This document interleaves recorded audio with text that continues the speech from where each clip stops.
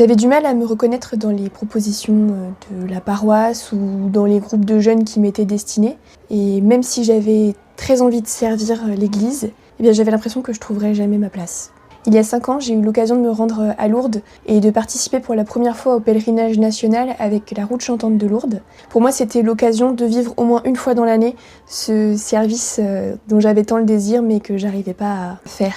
Et comme je travaille dans la communication, on m'a demandé de remplacer ponctuellement la personne qui s'occupait des réseaux sociaux de la route le temps d'un pèlerinage, donc 10 jours. Pour moi, cette proposition, elle s'est présentée comme un peu un défi et une façon d'être un peu plus créatif que dans mon travail habituel.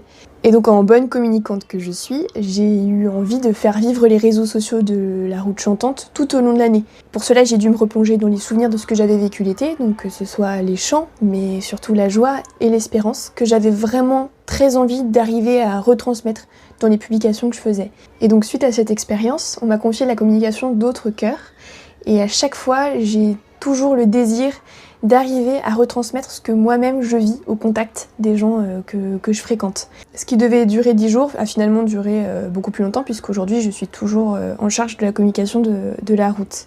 Je crois que mon service il est là, c'est-à-dire mettre mes compétences, mon savoir-faire en communication au service de ceux qui font rayonner la foi par le chant et par la musique. Et ça me parle d'autant plus que le chant et la musique, ce sont les lieux où moi j'arrive à prier et où j'ai l'impression de me rapprocher de Dieu.